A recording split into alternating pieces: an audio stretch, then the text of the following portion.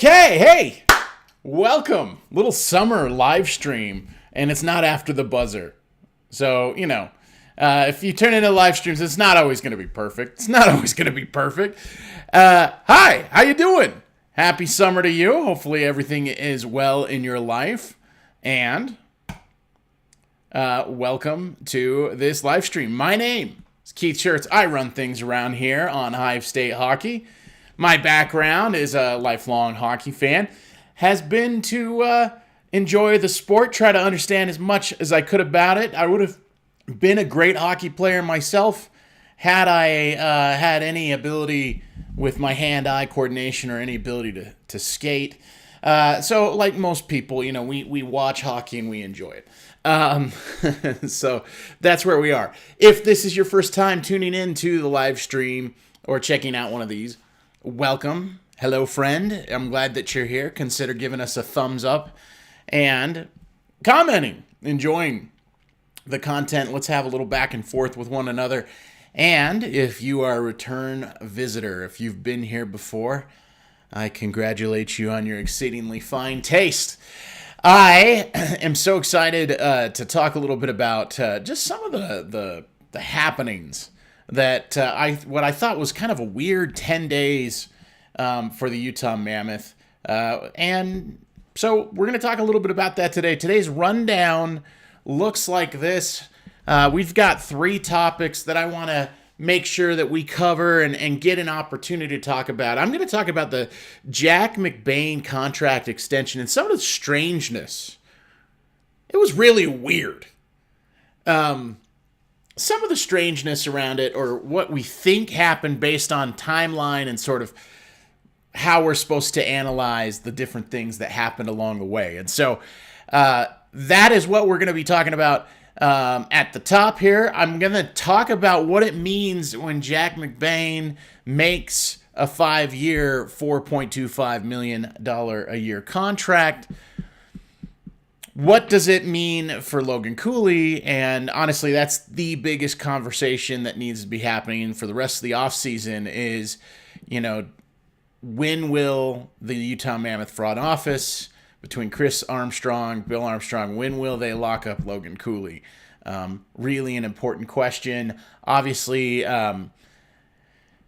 we'll talk more about that. And then the last part that we'll talk about is some of the free agency recap. It wasn't a super splashy free agency, but a couple nice pieces that'll build things along. If you remember last year, they were able to pick up a player named Kevin Stenlund. And Kevin Stenlund himself became a very useful piece to the puzzle. And so I think they did the same thing. They grabbed a couple useful puzzle pieces, but nothing that changes things from the top end of what this team could potentially accomplish, if that makes sense. They didn't get any huge needle movers, but they did find guys that fill gaps that make them a little bit better and make the opportunity to potentially make the playoffs increase. And so we want to talk a little bit about those. So let's just go straight to the first topic today. And our first topic today is about Jack McBain's contract extension. So contract is for 5 years, $21,250,000. That is $4.25 million's annual average value. I had to remember what AAV stood for there just for a second. So the annual average value of his contract is $4.25 million. It's actually front-loaded. McBain's going to be making $4.75 this year, and then on that 5th year, it's down to like $3 million. So it's just interesting to look at those things. It doesn't change anything from a salary cap standpoint. It's going to be 4.25 all 5 years, but just an interesting note. Okay, so here's what you're going to hear from the two sides about the negotiations to the extent that they ever even speak about it publicly.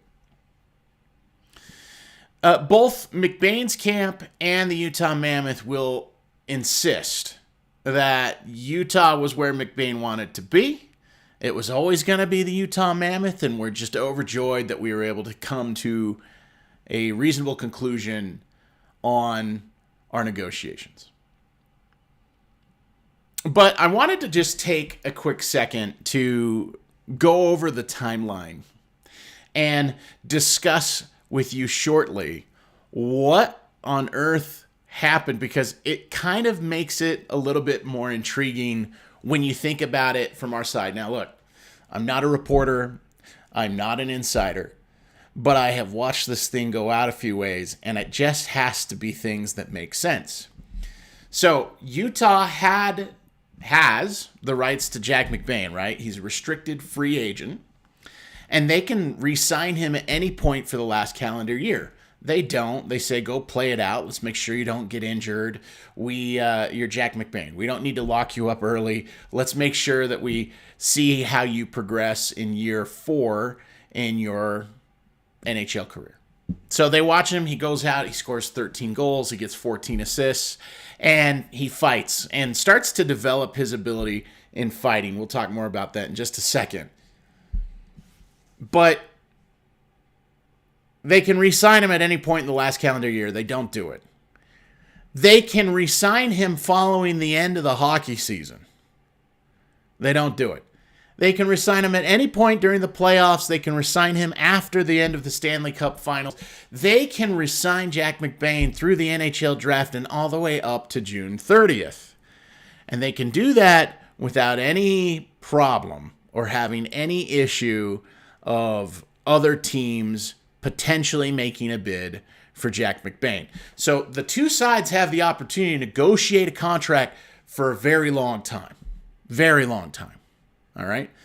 They're unable to arrive at a compromise, right? A contract, right, should leave with two sides feeling dissatisfied, right? A good contract negotiation, that's kind of the mantra of it, is that both sides feel a little dissatisfied at the end of it.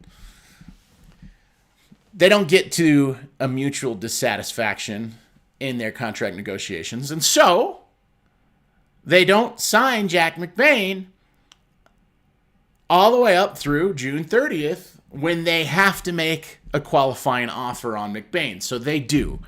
And the qualifying offer for Jack McBain was just to match the salary he was previously collecting, which was $1.6 million a year. So they make the qualifying offer. I think you can believe any lip service given to that the qualifying offer was given to Jack McBain only to kick the can down the road, just to make sure that we continue to retain his rights. Okay? I believe that. That's something that makes sense. We're going to continue our negotiation, and as a franchise, it just makes all the sense in the world for the Utah Mammoth to retain those rights at $1.6 million. You know, if a team comes in with an offer sheet, you get draft picks for those things. If you're able to re-sign him, hey, that's all good too. So that's just good, smart front office work. So they make the qualifying offer, and they continue to go forward. A week goes by. It's now July the 5th, and Jack McBain has the opportunity to take the Mammoth to arbitration. He could say to them, hey, you guys have my rights. The cost of somebody giving an offer sheet and the draft pick compensation associated with that is far too large. Teams aren't willing to do that. And so I'm going to take you to arbitration. We'll have a third party come in and they'll decide. They'll decide what the salary is going to be.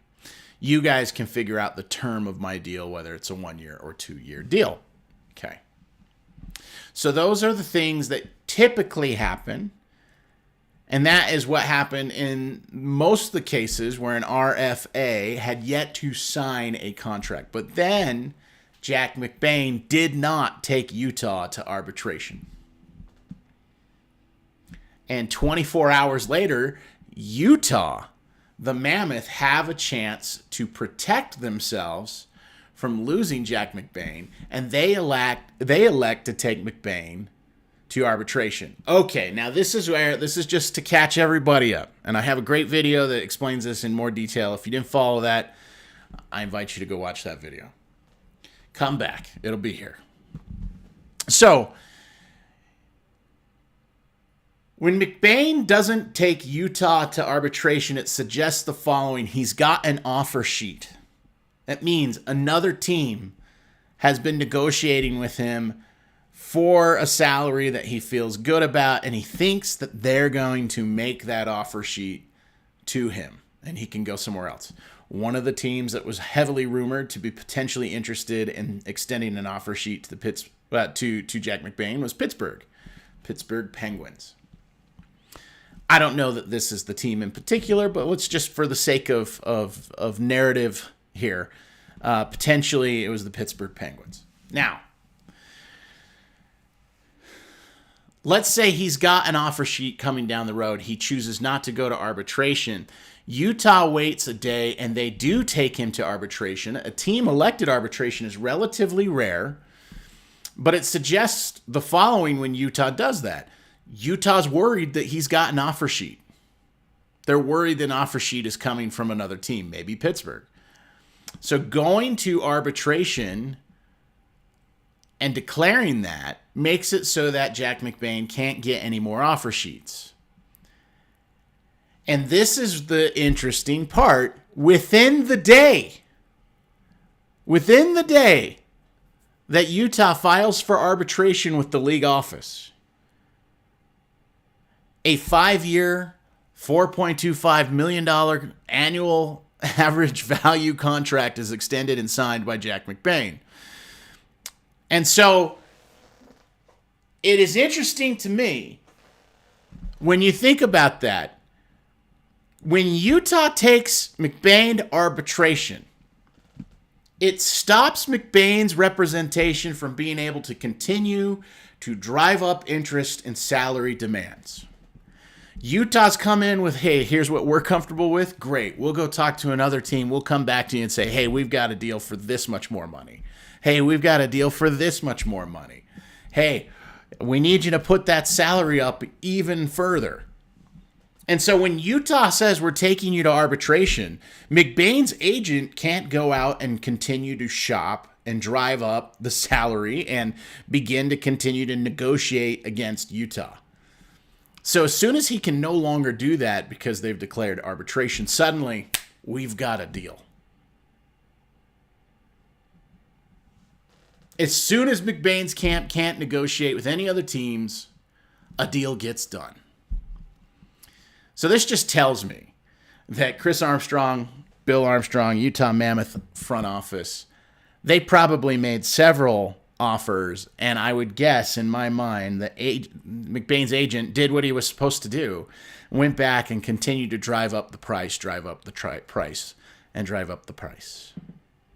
I'm happy for Jack McBain. I think it's great, and I think he got a great contract. It was a number that was higher than what I was expecting to see. And so I'm happy for Jack McBain because get that money. Good for you.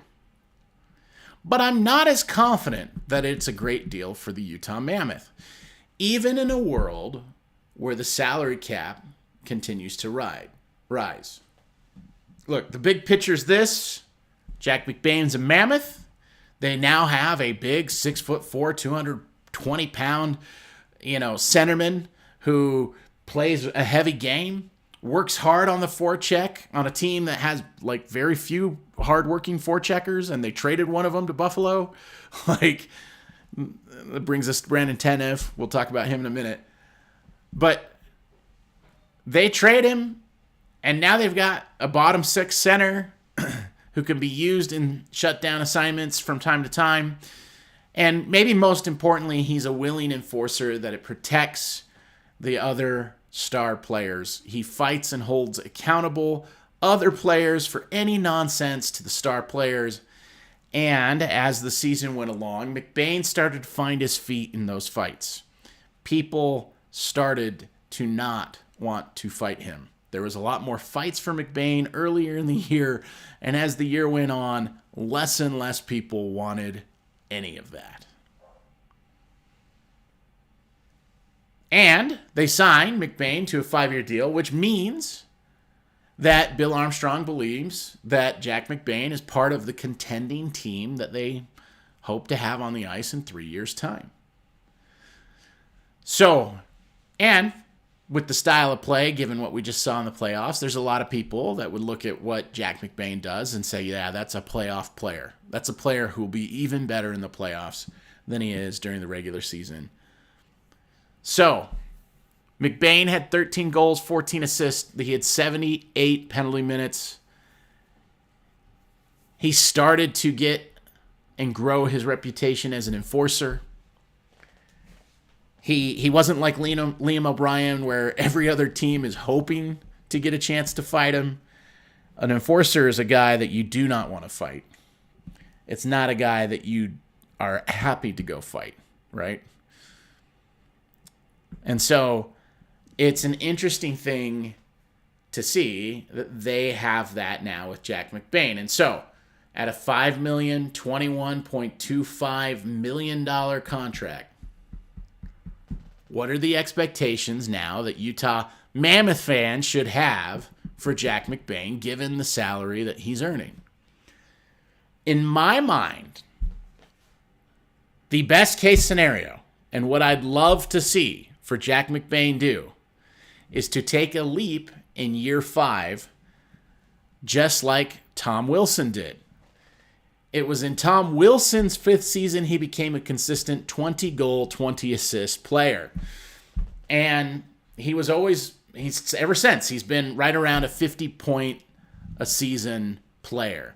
And more importantly than the offensive production, Tom Wilson is the tone setter for the Washington Capitals. He frees up players like Alexander Ovechkin and Nicholas Backstrom. He is part of why Ovechkin has been so prolific at scoring all those goals. Most of it, the lion's share, belongs to Alex Ovechkin. But when Ovechkin gets just a tiny bit more space, it has something to do with the fact that Tom Wilson's on the other side. Wilson always plays bigger than the box score, and he always gets the fans and his bench fired up. And so, in my mind, this is what Jack McBain needs to become if the Mammoth are to be a contender with him as part of the equation. He needs to become a core identity guy that is hard to play against and produces around 50 points a season. That is living up to the contract, and maybe even a little extra for Jack McBain. It's a stretch. That's kind of the best case scenario, but we hope that the 25-year-old centerman can kind of develop that reputation. The question is does he have enough mean to his play? Has he got a little nasty to him? He's got some. He doesn't have Tom Wilson levels of nasty, but that can be developed. We saw it happen through the year last year. So that is all of my thoughts as it relates to the Jack McBain contract extension. It's a good signing. I like Jack McBain, and I hope that everything works out perfectly there. Let's move to our second topic of the day, which is what we think Logan Cooley's contract extension may look like.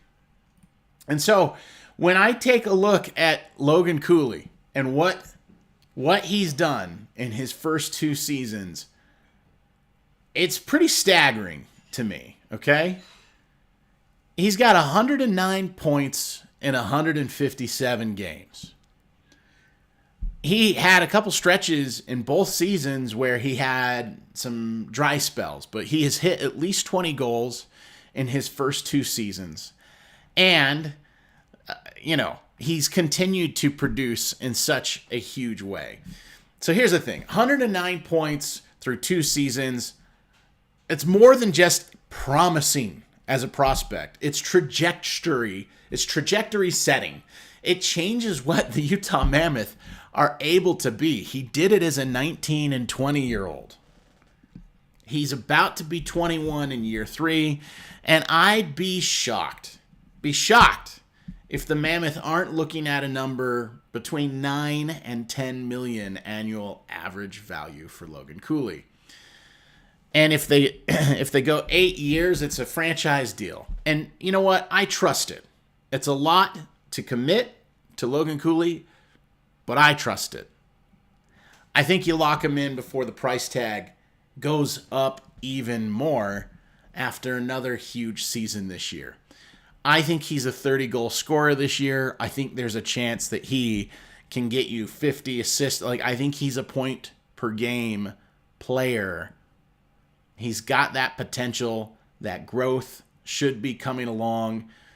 He'll have Peterka on one wing, or he'll have Keller on one ring. They'll keep Gunther with him.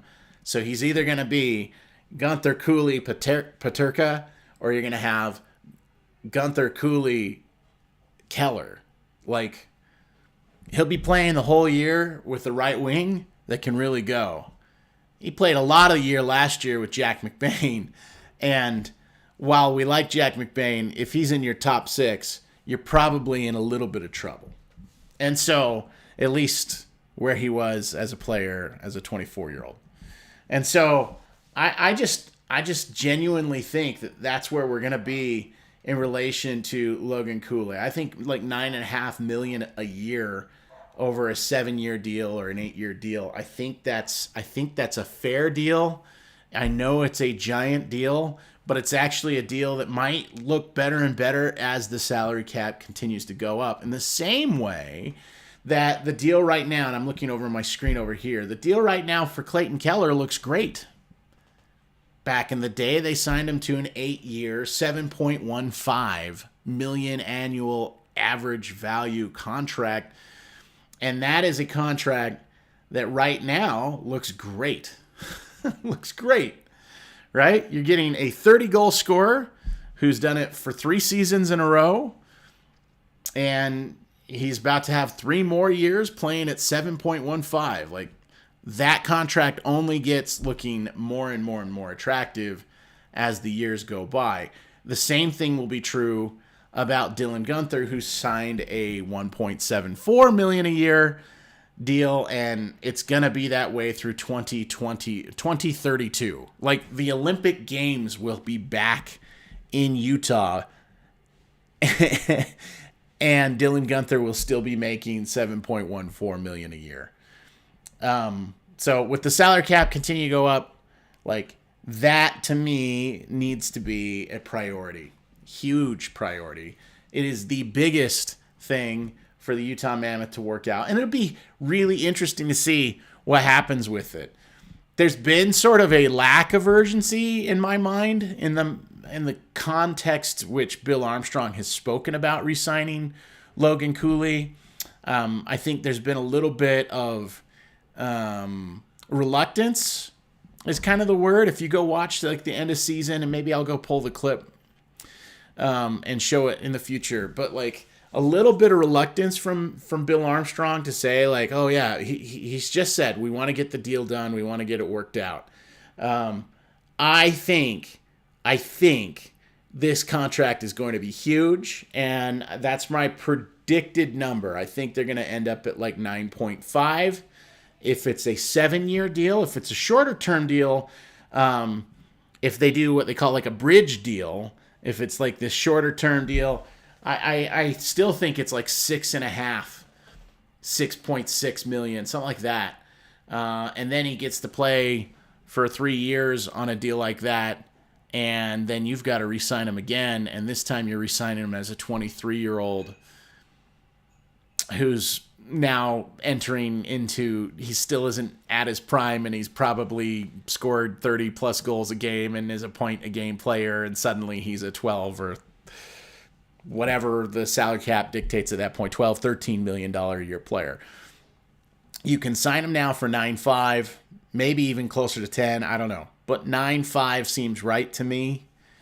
That's kind of what my spidey senses are saying. If Jack McBain's 4.25, if Dylan Gunther, if he can go drive a 7.14, like, I kind of feel like because Logan Cooley gives you a lot more, he does with a lot more opportunity for growth, but you play him in all scenarios, right? This is a penalty killer.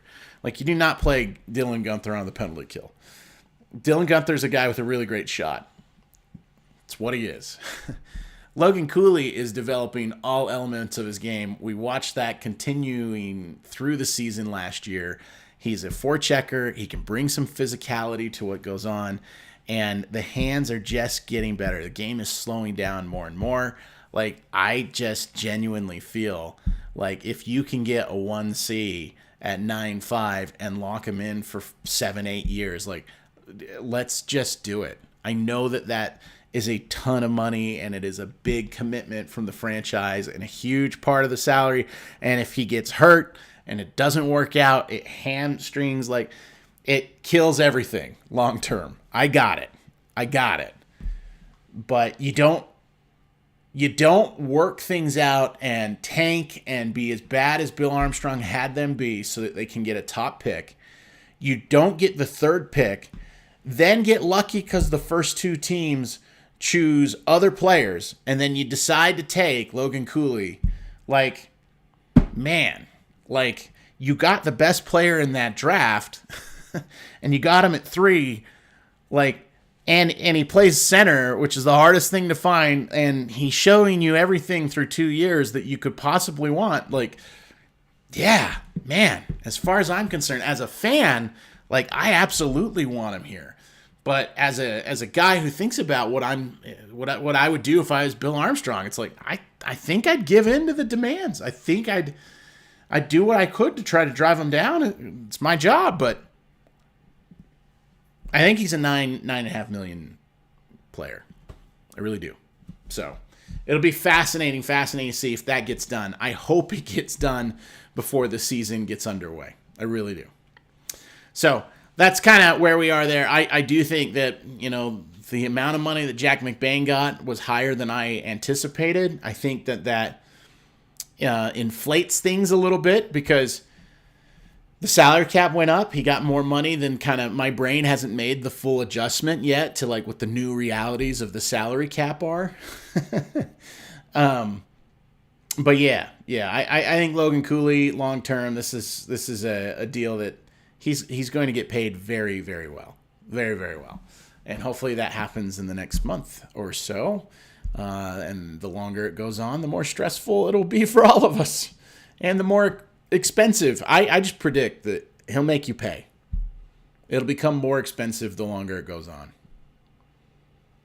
So, I don't know. I believe in it. I really do. So, that's the Logan Cooley of it all. And then the last part that we'll talk about is the depth pieces. Again, they don't change any of the trajectory fully for this team given who they sign in free agency. They are not pulling in a big name, right? There was all the talk, all the conversation of maybe they'll be in the big game hunting. Maybe it's Brad Marchand, right? I wonder if they could potentially attract a Mitch Marner, or maybe they could go out and get, you know, Ehlers or any of these guys. But it ignored, there's two things that I think the big game hunting ignored. And listen, I liked to dream about it as well, but I was always skeptical of this. And I said it out loud, if you paid attention. The two things are this. One, usually the top line free agents who can go out and demand the most amount of money are also able to go to a team who can give them a huge contract and are close. You're talking about a team where the franchise has made the playoffs, has advanced recently. Marner goes to Vegas because Vegas is always in the mix. He gets to play with Jack Eichel. Right? So, to me, that is huge. Huge to think about. Is Utah really close enough to pull in one of the top free agents? Well, we didn't pull in one of the top free agents. Part of why was because we used the money on J.J. Peterka and on Jack McBain. And potentially need to save space because we're going to give a giant deal to Logan Cooley.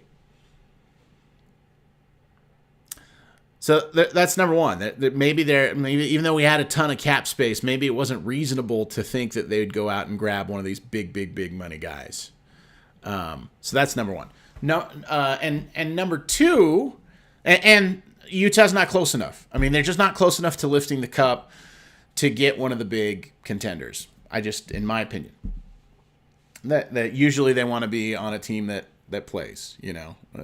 So the guys that got the big boys, they either kept them at home or they're closer than Utah is. The second piece, of course, is people assuming that big name free agents who make tons of money, who are desired by every team in the NHL, essentially, that they are going to want the lifestyle and market of Salt Lake City. They never have in any of the other professional sports. Whenever there's been a big name free agent, they haven't been signed by the Utah Jazz or Real Salt Lake, right? Like this is not a market that, young athletes who can command huge contracts, they don't look at coming here. The only time we've ever gotten a huge free agent was Carlos Boozer, and he was even sort of a second-tier free agent. And the reason that he came is we didn't pay him like a second-tier free agent. We paid him like a top-tier free agent. So we had to overpay to get a big free agent to come to Salt Lake City. And it was Carlos Boozer. He's not even a Hall of Famer. So the idea that suddenly, because hockey players, I guess, are different, that Utah would be this thing that attracted a free agent out of nowhere in a market that has never attracted a free agent. It's something that I was always skeptical of. Now, here's who they did get. They got pieces that are going to help them. They got Nate Schmidt. He just won a cup. He's a strong defenseman. He's a left shot. They have too many left shot defensemen right now, by the way. It'll be interesting to see what happens. I kind of get a feeling that Ian Cole is going to be like in the Robert Bortuzzo role this year. He'll be the 7, and on that left-hand side, right, they're going to have Sergachev is going to be the 1. I should pull it up. Sergachev. Oh no, my brain is just gone blank. Nate Schmidt, and then Cole, and then they have one more on the left-hand side. Oli Mata. He's a left shot. They just got rid of Kesselring, so they got Marino and they got Dursey, but they're short a right shot. Dmitry Shimashev, who is coming over from Russia, he's a left shot. So, you typically, and I know this about Andre Tourney, you do not want to mess around with your blue liners and have them both be left shot. There's actually good analytics datas and papers that have been put together showing that, the deficiency that is created defensively when you have two left shot or two right shot, right, it's very rare, but two right shot guys together, means that you aren't covering, you're not as wide on the ice, right? You're not gonna take away more of the ice. It's harder for somebody to defend, stick checks and all that stuff if their stick is to the middle of the ice naturally this way, and now you're kind of backhand and working your way defensively. Now you're going one hand. It's harder to be strong on the puck in those ways, and there's other reasons for it, but that's kind of just like on a basic standpoint. You want to cover as much ice as possible. If you have a left shot defenseman on one side or right shot defenseman on the other side, they have more space to more comfortably defend as wide as they can through the ice and do things to try to be strong on the puck and come together in the middle to take things away. But you want to try to drive people to the outside and be able to, while they're going to the outside, still be able to give your stick in there to be, solid there. So anyway, bottom line is that on the right-hand side, it's just Dursey and Marino right now. They've played Oli Mata on the right-hand side from time to time. But right now, yeah, they've got tons of left shot guys, tons of them. And, Sergachev and Cole and Nate Schmidt and Dmitry Shimashev. And they've got too many of the guys. And Olimata is naturally a left shot guy. They've only got a couple right shot guys. It opens up space for Maverick Lamoureux. So they did not go get a right shot defenseman. And they added a left shot defenseman when they had lots of them. It says that maybe they're worried about Dmitry Shimashev being able to be ready for prime time right away. And it also indicates to me that maybe Ian Cole is going to be a 7. And it also makes me think that Maverick Lamoureux is going to make the senior squad and is going to be one of their right shot defensemen. And they were happy with what they had, and they're ready to advance him out of Tucson and up to Salt Lake City. They needed a little bit more pop after trading away Josh Doan. So they went out and got Brendan Tanev. And I think Tanev is great in terms of a lot of the things he can give you as a bottom sixer. He is energy. He's a penalty killer if you need him to be that. And I think that what we're going to see from him is a lot more talent in that fourth line grouping. He could play third line minutes if you need him to. You would hope that they could have found somebody that could maybe be a better tweener that could go up and be in second line if there's injuries. But I think they're going to count on Alex Kerfoot to do a lot of that sort of work, use his versatility, and do those things. They go out and get Vanecek, the goalie. That indicates that they're concerned about Connor Ingram. Connor Ingram would be a completely acceptable backup goalie going into the year behind Veggie, but because Veggie is the number one and he's there, we also don't want to drive him into the ground the way we did at the end of the year last year. Vanecek is completely reasonable. He's not going to blow us away, but I think he's a good backup goalie. So it tells us that they were unsure of what was going on with Connor Ingram, and so there's that. And then I really thought it was interesting that they signed Scott Perunovich. And I don't know. I mean, again, Perunovich is another left shot defenseman. I think they also signed Yamamoto, and maybe Yamamoto sneaks his way into the squad. But if the point was to get better and to be potentially a playoff team, I don't know that you should be counting on Yamamoto, or Perunovich, frankly. But Perunovich has a lot of things that you like to bet on. Excuse me. When he was at Minnesota Duluth, he was the Hobey Baker Trophy winner. That is like the Heisman, if you don't know, the Heisman Trophy winner in hockey, college hockey. The best player in all of college hockey for a year was Scott Perunovich. And he did it from the blue line, and he did it from Minnesota Duluth. And so Perunovich has a lot of pedigree to him. He's played at the highest levels of World Juniors, and in that level, it, for whatever reason, has never come together for him in the NHL.